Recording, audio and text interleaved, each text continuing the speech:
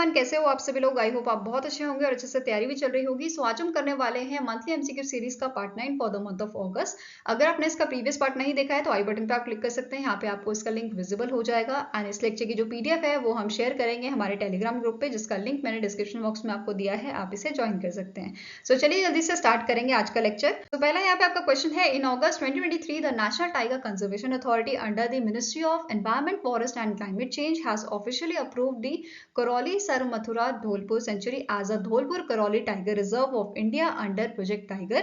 The Dholpur Karoli Tiger Reserve is located in which among the following state? So Dholpur Karoli Tiger Reserve जो है ये India का 54th tiger reserve है, ठीक है, जो लोकेटेड है आपका राजस्थान में। ठीक है, आंसर यहाँ पे आपका क्या हो जाएगा? ऑप्शन नंबर ए। अब यहाँ पे क्वेश्चन आपका बन सकता है 53rd टाइगर रिजर्व कौन सा था?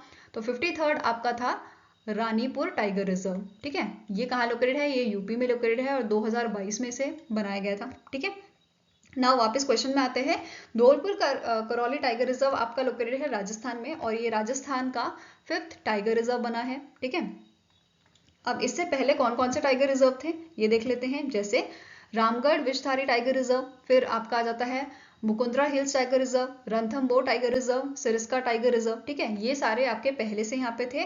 अब 5th कौन सा बना है? Dhaulpur Karauli tiger reserve. अब please let me know in the comment section कि सबसे ज्यादा टाइगर जो है वो कौन से स्टेट में है इंडिया के। ठीक है, नेक्स्ट आपका क्वेश्चन है, name the personality who was honoured with the first ever Udyog Ratna award for his outstanding contribution to a Maharashtra's industrial development in the first Maharashtra industry award 2023। तो इनमें से कौन से ऐसे इंडस्ट्रियलिस्ट हैं जिनको उद्योग रत्न अवार्ड दिया गया है? आंसर यहाँ पे आपका हो जाएगा option number B, that is Ratan Tata ji को। ठीक है, यहाँ पे 4 कैटेगरीज में जो है अवार्ड दिए गए हैं और पहली आपकी कैटेगरी है उद्योग रत्न अवार्ड, जो दिया गया है रतन टाटा जी को। ठीक है, आप यहाँ पे ऐसे याद रख सकते हो, रत्न अवार्ड है, उद्योग रत्न अवार्ड और ये रतन टाटा जी को दिया गया है। इसके अलावा रतन टाटा जी को पद्म भूषण और पद्म विभूषण से भी सम्मानित किया गया था। तो 2000 में इन्हें पद्म भूषण दिया गया था और पद्म विभूषण इन्हें 2008 में दिया गया था। नाउ अब बात कर लेते हैं अदर कैटेगरीज की। अदर कैटेगरीज आपकी है उद्योग मित्र अवार्ड, ये दिया गया है आदर पूनावाला जी को, जो सीईओ है आपके सीरम इंस्टीट्यूट ऑफ इंडिया के। नेक्स्ट इज उद्योगिनी अवार्ड, जो दिया गया है Gauri Kirloskar of a Kirloskar group. Then next आ जाता है उत्कृष्ट मराठी उद्योजक अवार्ड, ये दिया गया है विलास शिंदे जी को, जो आपके चेयरमैन एंड मैनेजिंग डायरेक्टर हैं शायद्री फार्म्स के। ठीक है, नेक्स्ट आपको क्वेश्चन आ जाता है, RBI has issued a new guidelines to regulated entities regarding penal charges in a loan accounts to ensure fairness, transparency and accountability in the lending practices of a financial institution. The guidelines will come into effect from dash. तो देखो, RBI ने recently जो है इन month of August new guidelines launch की थी या release की थी रेगुलेटेड एंटिटीज के लिए। किस चीज के लिए? फॉर फेयर लेंडिंग प्रैक्टिसेस के लिए। ठीक है, अब यहाँ पे क्या बोला गया है, ये गाइडलाइंस आपकी कब से इंप्लीमेंट होंगी या इफेक्ट में कब से आएंगी? ठीक है, तो आंसर यहाँ पे आपका हो जाएगा option number D, that is 1 Jan 2024 से ये इफेक्ट में आएंगी। फाइन। नेक्स्ट आपका क्वेश्चन है, the world mosquito day is annually observe across the globe on. World mosquito day हम ऑब्जर्व करते हैं 20th अगस्त को। ठीक है, बेसिकली 20th अगस्त 1897 को जो आपके सर रोनाल्ड रॉस थे, ठीक है, सर रोनाल्ड रॉस, इन्होंने डिस्कवरी की थी कि कैसे जो मॉस्किटो है वो ह्यूमन में मलेरिया को फैलाता है। ठीक है, अब इस डिस्कवरी के लिए इन्हें 1902 में जो है नोबेल प्राइज भी दिया गया था। तो ये सारी चीजें ध्यान में रखनी है। इसके अलावा यहाँ पे एक क्वेश्चन और बन सकता है कि जो आपका वर्ल्ड मलेरिया डे है ये कब मनाया जाता है? ये आपका मनाया जाता है, ऑब्जर्व किया जाता है 15th अप्रैल को। ठीक है, कब इसे ऑब्जर्व करते हैं? 15th अप्रैल को। अब मलेरिया डे की बात हो रही है तो ये भी पूछा सकता है कि 2023 में, ठीक है, 2023 में कितनी कंट्रीज को मलेरिया फ्री का जो है स्टेटस दिया गया है by the world health organization, WHO के द्वारा? तो आंसर यहाँ पे आपका हो जाएगा 3 कंट्री है। कौन कौन सी कंट्री है? एक आपकी होगी तजिकिस्तान, ठीक है, तजिकिस्तान, सेकेंड आपकी है अजरबैजान एंड थर्ड आ जाती है आपकी बिलीज। ये तीनों कंट्री 2023 में आपकी वर्ल्ड मलेरिया फ्री कंट्री बनी थी। ठीक है, एंड करंटली कितनी आपकी कंट्रीज हैं जिन्हें वर्ल्ड हेल्थ ऑर्गेनाइजेशन ने स्टेटस दिया है मलेरिया फ्री का? तो आंसर आपका हो जाएगा करंटली इट इज 43 कंट्रीज। ठीक है, Now next question है, recently in August the RBI has reviewed guidelines for IDF, which is Infrastructure Debt Fund, NBFCs, to enhance their role in infrastructure financing and align regulation across the NBFCs in this sector. As per the revised guideline, IDF NBFCs must maintain a net own fund of at least rupees dash crore and can issue rupee or a dollar denominated bonds with a minimum maturity of dash year. तो basically RBI ने यहाँ पे guidelines issue की हैं किस चीज़ के लिए, for the infrastructure डेब्ट फंड एनबीएफसीज के लिए, ताकि उनका जो रोल है, ठीक है, इंफ्रास्ट्रक्चर फाइनेंसिंग में वो एनहांस किया जा सके। तो अब यहाँ पे जो गाइडलाइंस दी है इसके अकॉर्डिंग जो मिनिमम नेट ओन फंड जो है वो कितना होना चाहिए आईडीएफ एनबीएफसीज का, ये होना चाहिए आपका 300 करोड़ का, ठीक है, कितना होना चाहिए 300 करोड़ का, एंड मेच्योरिटी जो है वो आपकी होनी चाहिए 5 ईयर्स की। तो आंसर यहाँ पे आपका क्या हो जाएगा, option number B, that is 300 crore and 5 year maturity, ठीक है, मिनिमम जो मेच्योरिटी है वो आपके 5 ईयर्स होने चाहिए, ठीक है। इसके साथ साथ CRAR जो है ये आपका 15% होना चाहिए with a Tier 1 capital of at least 10%, ठीक है। नाउ नेक्स्ट आपका क्वेश्चन है, which country won the FIFA women's world cup 2023? तो आंसर आपका हो जाएगा दैट इज स्पेन, ठीक है, आंसर इज ऑप्शन नंबर ए। और स्पेन ने किसे जो है डिफीट किया है, तो इंग्लैंड को डिफीट किया है, ठीक है, ये चीज क्लियर हुई आपको। अब यहाँ पे एक और क्वेश्चन जो बन सकता है आपका, विच इज कि जो आपका 2019 का एडिशन जो था, जो इससे प्रीवियस एडिशन था, वो किसने जीता था, वो आपका यूएसए ने जीता था, एंड यूएसए ने डिफीट किया था आपको जापान को, ठीक है। इसके अलावा इस बार का कौन सा एडिशन था, तो ये आपका 9th एडिशन था, ठीक है, एंड इसे होस्ट किसने किया था, इट इज को hosted by the Australia and New Zealand, ठीक है। फाइनल मैच आपका ऑस्ट्रेलिया में हुआ था। नाउ मैस्कॉट पूछा जा सकता है, विच इज तजूनी, एंड फीफा के आपके प्रेसिडेंट कौन है, इनका नाम है गियानी विंसेंजो इन्फेंटियो, ठीक है, और इसका हेडक्वार्टर कहाँ है, जूरिच स्विट्जरलैंड में। इसके अलावा जो यहाँ पे अवार्ड्स दिए गए थे वो डिस्कस कर लेते हैं। तो यहाँ पे एडिडास गोल्डन बॉल अवार्ड दिया गया था एटाना बॉनमाटी को, जो स्पेन के प्लेयर हैं। Then silver ball award again Spain की player Jennifer. Then bronze ball award ये आपके स्वीडन के प्लेयर को दिया गया था एमेंडा, ठीक है। गोल्डन बूट अवार्ड ये दिया गया था हिनाता मियाजवा, जो आपके जापान की प्लेयर हैं। देन सिल्वर बूट अवार्ड काती दिया तो फ्रांस के प्लेयर। देन आपका ब्रॉन्ज बूट अवार्ड ये दिया गया है एलेक्जेंडर पॉप को, जो आपके जर्मनी के प्लेयर हैं। देन गोल्डन ग्लोव अवार्ड ये दिया गया है मेरी एल्प्स, जो इंग्लैंड के प्लेयर हैं, ठीक है। Next is FIFA best young player award ये दिया गया है सलमा पेरेलुएलो, जो स्पेन की प्लेयर है, ठीक है। Next FIFA fair play award जो प्रेजेंट किया था मैकडोनल्ड्स ने, ये किसे दिया है, कौन सी कंट्री को दिया गया है, जापान को दिया गया है, ठीक है। Visa player of the match final ये दिया गया है ओल्गा कैरमोना को, ठीक है। नेक्स्ट आपका क्वेश्चन है, the Luna 25 was which countries first moon mission in 47 years? तो लूना जो था ये आपका लूना 25 जो था मून मिशन था, जो रशिया का था, ठीक है। रशिया ने इसे लॉन्च किया था आपका 10th अगस्त को, ठीक है, जो 21 अगस्त को लैंड होना था, जो मून का साउथ पोल है, बट वो क्रैश कर गया था, ठीक है। तो आंसर यहाँ पे आपका क्या है, ऑप्शन नंबर डी। अब जो लूना 25 है उसको लूना ग्लोब लैंडर के नाम से भी जाना जाता है, ठीक है। Now next आपका क्वेश्चन है, द सद्भावना दिवस is annually celebrated on 20th August across India to celebrate the birth anniversary of dash। तो सद्भावना दिवस या हार्मनी डे, ठीक है, सद्भावना दिवस या हार्मनी डे जो है कब मनाया जाता है, ये आपका 20th अगस्त को मनाया जाता है। एंड इस दिन बर्थ एनिवर्सरी आपकी होती है राजीव गांधी जी की, जो हमारे 6th प्राइम मिनिस्टर थे, ठीक है। अब इनकी जो डेथ एनिवर्सरी होती है आपकी 21 मई को। इस दिन हम ऑब्जर्व करते हैं नेशनल एंटी टेररिज्म डे। कौन सा डे होता है 21 मई को, it is national anti terrorism day, ठीक है, ये चीज ध्यान में रखनी है। नाउ नेक्स्ट आपका क्वेश्चन है, RBI advise bank and finance company to reset floating interest rate on equated monthly instalment which is EMI for a personal loan in response to the rising interest rates through the new rules with the effect from dash। तो ये जो rules इन्होंने release किए हैं वो कब से effect में आएंगे, तो they will come in effect from the 31 December 2023 and ये अप्लाई होंगे आपके जो एग्जिस्टिंग बोरोवर्स हैं या फिर जो नए आएंगे उनके लिए, दोनों के लिए, ठीक है। Now next आपको क्वेश्चन है, recently in August the Union Minister of State Jitendra Singh unveiled a new variety of lotus flower with a 108 petal. The Namo 108 is developed by which among the following institute? तो जो ये lotus है नया variety का, इसका नाम क्या दिया गया है? नमो 108। इसे डेवलप किया है नेशनल बोटानिकल रिसर्च इंस्टीट्यूट, जो आपका लोकेटेड है लखनऊ में। ठीक है, तो आंसर यहाँ पे आपका क्या हो जाएगा? It is option number D, which is CSIRNBRI, इसका शॉर्ट फॉर्म है, और ये लोकेटेड है कहाँ पे? लखनऊ में। ठीक है, लखनऊ यूपी में।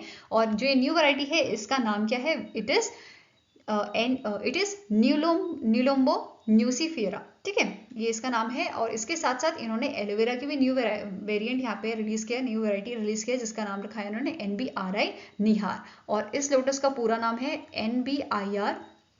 NBIR नमो 108, ये इस लोटस का नाम है। ठीक है, नाउ नेक्स्ट आपको क्वेश्चन है, in which city G20 digital innovation alliance summit was held with a focal theme driving digital innovation for a world economics? तो आंसर यहाँ पे आपका है option number B, that is ये आपकी हेल्ड हुई थी बेंगलुरु कर्नाटका में इन मंथ ऑफ अगस्त। ठीक है, एंड इस मीटिंग को, इस समिट को ऑर्गेनाइज किसने किया था? Ministry of electronics and information technology along with the ministry of electronic and information technology startup hub. ठीक है, now next आपको क्वेश्चन है, recently in August the BRICS nation have collectively decided to launch an independent university ranking system.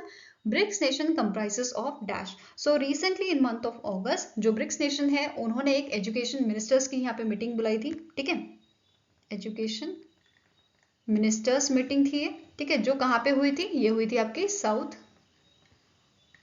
Africa में ये held हुई थी, जिसका main motive क्या था कि जो ब्रिक्स नेशन के हायर एजुकेशन है उन्हें बहुत अच्छा करना है। ठीक है, साथ में ही जो क्रॉस बॉर्डर एकेडमिक कोलैबोरेशन है इसे भी इन्हें इंक्रीज करना है, इसे भी इन्हें बढ़ाना है। ठीक है, तो ये मेन मोटिव था इस मीटिंग का। अब क्वेश्चन यहाँ पे क्या पूछा गया है कि ब्रिक्स के नेशंस कौन कौन से हैं? तो they are Brazil, Russia, India, China and South Africa. ठीक है, क्लियर हुआ क्वेश्चन? Now next question है, which life insurance company becomes the first Indian private life insurer to launch a 24/7 inbound contact center? तो इनमें से कौन सी आपकी insurance company है जिसने 24/7 इनबाउंड कॉन्टैक्ट सेंटर जो है वो लॉन्च किया है? आंसर आपका हो जाएगा option number A, it is SBI life insurance. ठीक है, कौन सी कंपनी है? SBI लाइफ इंश्योरेंस, जिसका हेडक्वार्टर आपका लोकेटेड है मुंबई महाराष्ट्र में। ठीक है, एंड इसके करंट CEO कौन है? इनका नाम है अमित झिंगरन। ठीक है, now next आपको क्वेश्चन है, recently in August the Central Board of Direct Taxes notified the Income Tax Amendment Rules 2023 prescribing the 11 UACA rule for calculating। ठीक है, ये चीज मेन है, किस चीज के लिए है? for calculating income from a maturity of a life insurance policies issued after 1st April 2023 with the amount of a premium exceeding rupees dash। तो आंसर यहाँ पे आपका क्या हो जाएगा?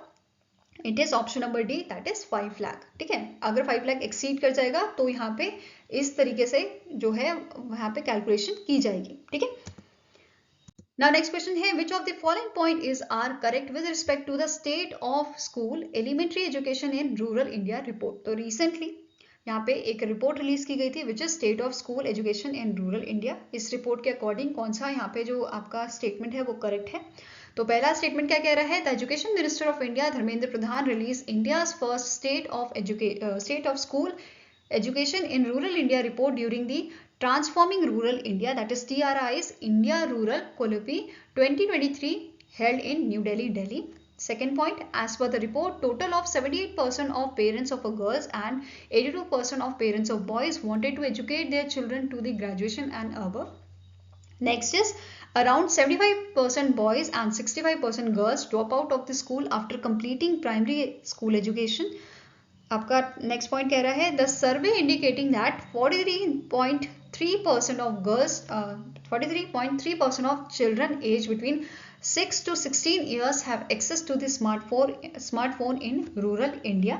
लास्ट आपका ऑप्शन है ऑल ऑफ द अबव। तो करेक्ट आंसर यहाँ पे क्या है? Option number E, that is ये सारे ही स्टेटमेंट्स जो हैं वो करेक्ट हैं regarding this report. Fine, now next question क्या कह रहा है? The Bharat petroleum corporation limited recently in August has named dash as its new brand ambassador. So recently Bharat petroleum corporation of India ने राहुल द्रविड़ को जो है इनका ब्रांड एम्बेसडर बनाया है for its initiative called pure for sure. ठीक है, ये चीज ध्यान में रखनी है। अब BPCL जो है भारत पेट्रोलियम कॉर्पोरेशन लिमिटेड, इसके चेयरमैन पूछे जा सकते हैं। इनका नाम है G कृष्ण कुमार। क्या नाम है इनका? G कृष्ण कुमार। और हेडक्वार्टर कहाँ पे लोकेटेड है BPCL का, ये लोकेटेड है आपका मुंबई महाराष्ट्र में, ठीक है।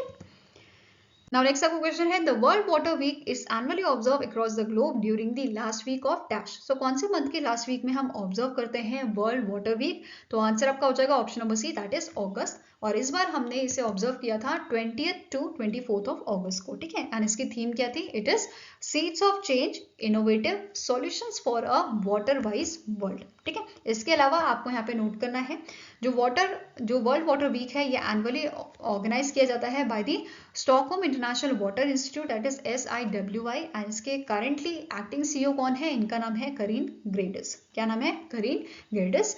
एंड इसका हेडक्वार्टर है स्टॉकहोम, स्वीडन में। फाइन। नाउ नेक्स्ट क्वेश्चन है, the Cesar Bernardo Arevalo de Leon won the presidential election of which among the following country? तो ये आपके जो पर्सनालिटी हैं सीजर बेर्नार्डो, इन्होंने कौन सी कंट्री का प्रेसिडेंशियल इलेक्शन जो है वो जीता है? तो आंसर यहाँ पे आपका हो जाएगा इट इज ग्वातेमाला, ठीक है। It is your Guatemala. Fine. Now next आपका क्वेश्चन है, India won how many medals in the world under 20 wrestling championship 2023 which was held in Amman, Jordan? तो आंसर यहाँ पे आपका हो जाएगा option number B, that is India ने 14 medals यहाँ पे जीते थे, जिसमें से 4 गोल्ड हैं, ठीक है, 3 सिल्वर है एंड 7 यहाँ पे ब्रॉन्ज मेडल है।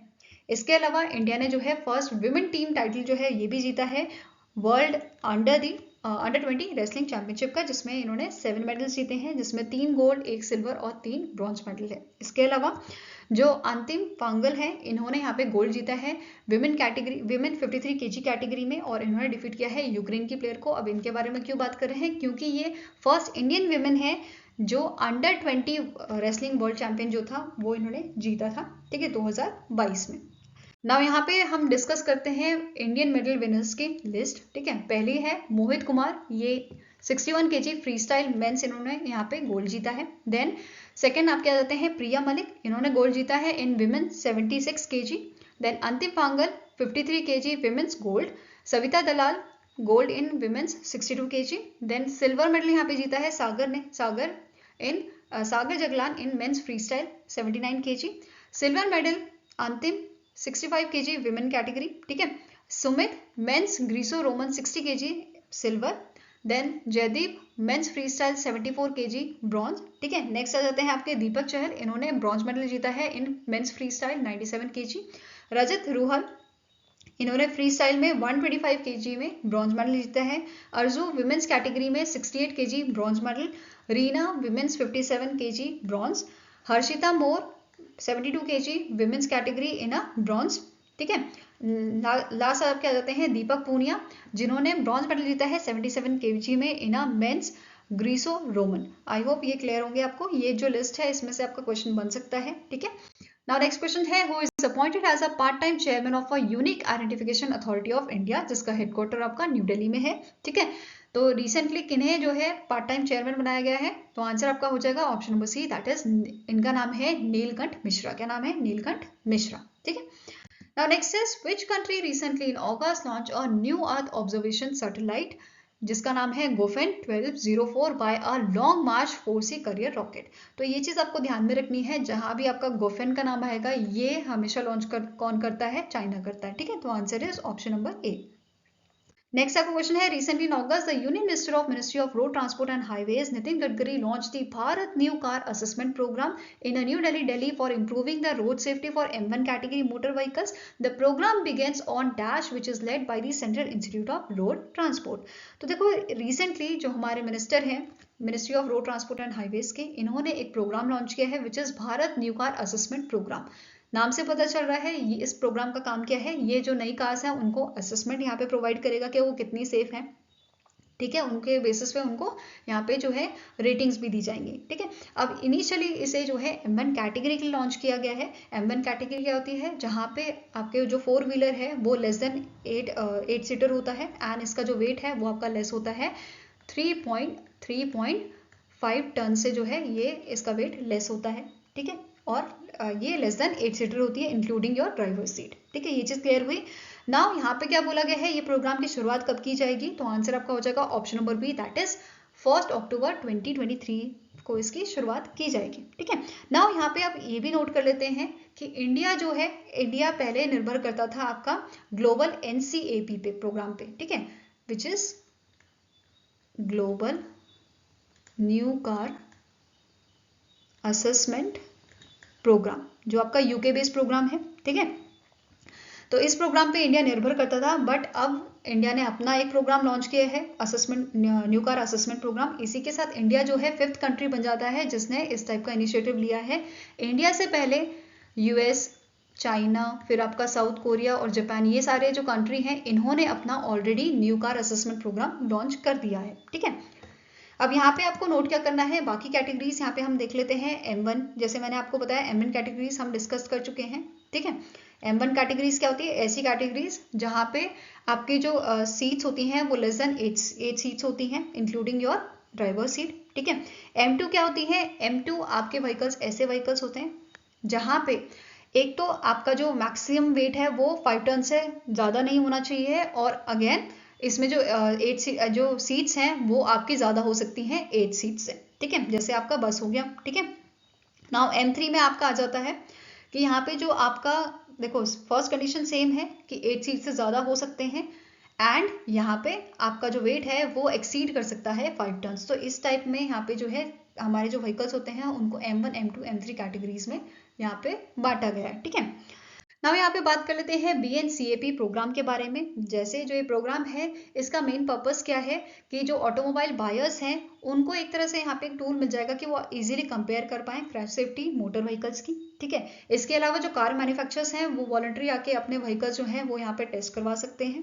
ठीक है, जिसमें यहाँ पे जो प्रोग्राम है, इस प्रोग्राम के तहत अडल्ट ऑक्यूपेंट रेटिंग्स यहाँ पे दी जाएंगी इन्हें, और चाइल्ड ऑक्यूपेंट्स बेसिस पे रेटिंग यहाँ पे दी जाएंगी कि जैसा उनका परफॉर्मेंस रहेगा। इसके अलावा इससे फायदा ये होने वाला है आने वाले टाइम में जो कस्टमर हैं वो अवेयर रहेंगे रिगार्डिंग दी सेफ्टी, तो वो मतलब जो मैन्युफैक्चरर होंगे उनको भी डिमांड पूरी करने के लिए सेफ्टी को ध्यान में रखना पड़ेगा, और सेफ्टी उनकी प्रेफरेंस रहेगी, प्रायोरिटी रहेगी, जिस वजह से आगे आने वाले टाइम में जो व्हीकल्स हैं वो काफ़ी सेफ बनाए जा सकेंगे। ठीक है, Now next question है, recently in August the Indian Renewable Energy Development Agency that is IREDA signed a performance-based MOU with the which ministry for outlining the strategic test of IREDA for a financial year 2023-2024 and financial year 2024-2025। तो answer यहाँ पे आपका हो जाएगा it is ministry of new and renewable energy. ठीक है, recently यहाँ पे इन्होंने MOU साइन किया है इनके साथ, IREDA के साथ। किस चीज़ के लिए, इन्होंने बेसिकली यहाँ पे इनका टारगेट सेट कर दिया है for the financial year 2023 which is 2023-2024 which is 4,350 crore, and next financial year के लिए इन्होंने टारगेट रखा है 5,220 करोड़ का। ठीक है, नाउ अब IREDA के बारे में बात कर लेते हैं। इसका हेडक्वार्टर आपका लोकेटेड है न्यू दिल्ली में। ठीक है, और करंटली इसके आपके चेयरमैन कौन है, चेयरमैन एंड मैनेजिंग डायरेक्टर, इनका नाम है प्रदीप कुमार दास। क्या नाम है, प्रदीप कुमार दास। ठीक है, इसके अलावा जो IREDA है इसे मिनी रत्ना कैटेगरी 1 का स्टेटस यहाँ पे दिया गया था। कब दिया गया था, जून 2015 में। ठीक है, तो ये आपका क्वेश्चन बन सकता है स्टार्टिंग में। Now next up question है, the Group 20 Pandemic Fund recently in August approved $1 million to strengthen the animal health system of India। तो आंसर यहाँ पे आपका हो जाएगा दैट इज जो G20 पैंडेमिक फंड है इन्होंने यहाँ पे रिसेंटली $25 मिलियन का फंड जो है वो अप्रूव किया है इंडिया के एनिमल हेल्थ सिस्टम के लिए। तो आंसर यहाँ पे आपका क्या हो जाएगा, ऑप्शन नंबर सी। अब जो ये प्रोजेक्ट है इसको इम्प्लीमेंट कौन करेगा, तो Asian development bank along with the world bank food and agriculture organisation. ठीक है, और जो ये इनिशिएटिव है, ये जो प्रपोजल है, ये कौन से डिपार्टमेंट का था, department of animal husbandry and dairying का, which comes under the ministry of fisheries, animal husbandry and dairying. Now next is, name the organization that has signed a MOU with Ministry of Development of a Northeastern region to enhance and accelerate the sustainable development goals in a Northeast region of India। So इनमें से कौन सी organisation है जिसने MOU sign किया है यहाँ पे, Ministry of Development and Development of North East Region. तो answer here is option number B, that is UNDP, United Nation Development Programme, जिसका हेडक्वार्टर आपका न्यूयॉर्क में है। ठीक है, एंड इसके एडमिन कौन है, इनके हेड कौन है, इट इज HM स्टेनर। ठीक है, Now next question है, which of the following point is are correct with respect to the 2023 G20 Health Ministerial Meeting? तो पहला यहाँ पे आपका स्टेटमेंट है, the first World Health Organization Traditional Medicine Global Summit held in Gandhinagar, Gujarat alongside the G20 Health Ministerial Meeting with a theme towards health and well-being for all. Next is, the summit was hosted together by the WHO and Ministry of Ayush, Government of India. Next point है, the world bank launch a report titled digital in health unlocking the value for everyone which introduce a shift prospective moving beyond the mere digitization of health data and emphasizing the complete integration of our digital technology into the health system. Next point है, the Union Health Minister Mansukh Mandaviya launched the Global Initiative on Digital Health, that is GIDH, a WHO managed network and platform to support implementation of a global strategy on a digital health 2020 till 2025. और last option is all of the above. तो यहाँ पे पूछा गया कौन सा statement correct है, तो answer is all of the above, that is option number E. ठीक है. नाउ नेक्स्ट आपका क्वेश्चन है, which of the following statement is are correct with respect to the Namaste Vietnam festival held in month of August. तो सबसे पहला statement है कि second edition जो था आपका नमस्ते वियतनाम फेस्टिवल का, ये हेल्ड हुआ था 3 southern cities of Vietnam which is Ho Chi Minh city, then next is Da Lat city which is Central Highlands Province, and To Hua City, which is South Central Coastal Province, with the theme People Unite, Warm Friendship. Next point है, the festival was jointly organized by the Indian Embassy, Consulate Journal of India in Vietnam under the aegis of Ministry of External Affairs, Indian Film Festival Worldwide and Innovations India. Next आपका point है, during the festival both countries signed MOUs worth over $1 billion in 3 major sectors like railways, tourism and cinema. तो इनमें से कौन सा आपका statement correct है, तो answer is option number E, all 1, 2 and 3 statements are correct. अब यहाँ पे एक क्वेश्चन बन सकता है, जो इसका प्रीवियस एडिशन था, फर्स्ट एडिशन जो था वो कौन सी सिटीज में हुआ था, तो ये हुआ था HCM सिटी एंड नाथ रंग सिटी ऑफ वियतनाम इन 2022. अब जो ये फेस्टिवल था आपका सेकेंड फेस्टिवल, ठीक है, सेकेंड नमस्ते वियतनाम फेस्टिवल, इससे रिलेटेड इन्फॉर्मेशन देख लेते हैं. तो पहला यहाँ पे स्टेटमेंट क्या कह रहा है आपका, कि जो फेस्टिवल है इसे ओपन किया था अनुपम खेर जी ने एंड राहुल मित्रा ने. ठीक है, अनुपम खेर जी जो बॉलीवुड एक्टर हैं एंड राहुल मित्रा जो फिल्म मेकर एंड एक्टर हैं, इन्होंने इस फेस्टिवल को जो है ओपन किया था at the Hoa Binh theatre which is located in the Ho Chi Minh city. ठीक है, जो वियतनाम की सिटी अभी हमने पढ़ा था. नेक्स्ट आपका पॉइंट है कि जो ये आपका फेस्टिवल था, सेकेंड एडिशन का फेस्टिवल, यहाँ पे इंडिया की 2 जो मूवीज हैं उनका वर्ल्ड प्रीमियम किया गया था. एक ओपनिंग ऑफ दी फेस्टिवल जो थी द सिग्नेचर, अनुपम खेर जी की मूवी थी, एंड सेकेंड मूवी थी काया पलट, जो क्लोजिंग जो फेस्टिवल हुआ था, जब फेस्टिवल क्लोज हुआ था वहाँ पे ये इसका प्रीमियम किया गया था, जो राहत कामजी की मूवी है. ठीक है, इसके अलावा जैसे मैंने आपको बोला कि यहाँ पे वियतनाम ने MOU साइन की है इंडिया के साथ इन रेलवे फील्ड्स. तो यहाँ पे जो इंडिया की कंपनीज है जैसे रेलटेल कॉर्पोरेशन, नेक्स्ट आ जाती है आपकी अशोका बिल्डकॉन लिमिटेड, फिर आपकी Aptronix system and JMB LPS limited. तो ये आपकी जो इंडियन कंपनीज है इनके साथ MOU यहाँ पे साइन किया गया है. और इंडिया यहाँ पे वियतनाम ने ये भी अनाउंस किया है कि इनका प्लान है to build the 2000 kilometre of a new track for a trans Vietnam high speed rail. कब तक ये बनाएंगे इसे, 2030 तक. ठीक है, इसके अलावा वियतनाम के PM जो है वो पूछे जा सकते हैं, जिनका नाम क्या है, फाम मिन चिन, और इसकी कैपिटल क्या है, हनोई. ठीक है. Now next आपका क्वेश्चन है, the 20th ASEAN India Economic Ministers Meeting was held in. तो ये आपकी हेल्ड हुई थी इंडोनेशिया में, सेमरंग इंडोनेशिया में हेल्ड हुई थी. ठीक है, इसका मेन मोटिव क्या था, मेन एजेंडा क्या था, to timely review the ASEAN India trade in a goods agreement which was sign in the 2009. ठीक है, अब इंडोनेशिया के आपके प्रेसिडेंट कौन है, इनका नाम है जोको विडो. क्या नाम है, जोको विडोडो. ठीक है, एंड यहाँ पे कैपिटल क्या है इंडोनेशिया की, तो जकार्ता है. ठीक है. Now next question है, the IIFL Home Finance Limited received $1 million investment from the International Finance Corporation, जो आपका मेंबर है वर्ल्ड बैंक ग्रुप का. ठीक है, to increase the access to housing finance among the economic weaker sections, that is EWS and low income groups in India. तो answer यहाँ पे आपका हो जाएगा, that is $100 million का इन्वेस्टमेंट यहाँ पे दिया गया है by the IFC international finance corporation, जिसका हेडक्वार्टर आपका लोकेटेड है वॉशिंगटन में. ठीक है, कहाँ पे लोकेटेड है, वॉशिंगटन DC. एंड इसके मैनेजिंग डायरेक्टर कौन है, इनका नाम है मख्तियार दियोप. ठीक है. Now next आपका क्वेश्चन है which life insurance company recently in August launched a nifty small cap quality index fund in the ULIP segment? तो आंसर यहाँ पे आपका हो जाएगा it is option number B, Max Life Insurance ने इसे लॉन्च किया है इन अ यूलिप सेगमेंट। अब मैक्स लाइफ इंश्योरेंस के आपके सीईओ कौन है? इनका नाम है प्रशांत त्रिपाठी। क्या नाम है? प्रशांत त्रिपाठी। एंड इसका हेडक्वार्टर कहाँ लोकेटेड है? ये लोकेटेड है आपका गुरुग्राम में। ठीक है, आई होप गाइस आपको वीडियो पसंद आया हो। अगर पसंद आए तो लाइक एंड शेयर जरूर कीजिएगा और हमारे साथ जुड़ने के लिए हमारे चैनल को सब्सक्राइब कीजिएगा। अगर आपके कुछ सजेशन है तो आप हमें मेल कर सकते हो benchmarkstudy007@gmail.com पे, या फिर आप हमें कमेंट सेक्शन में भी लिख सकते हैं। सो मिलेंगे ऐसे ही नेक्स्ट वीडियो के साथ। Till then take care, have a nice day and all the best for your preparations.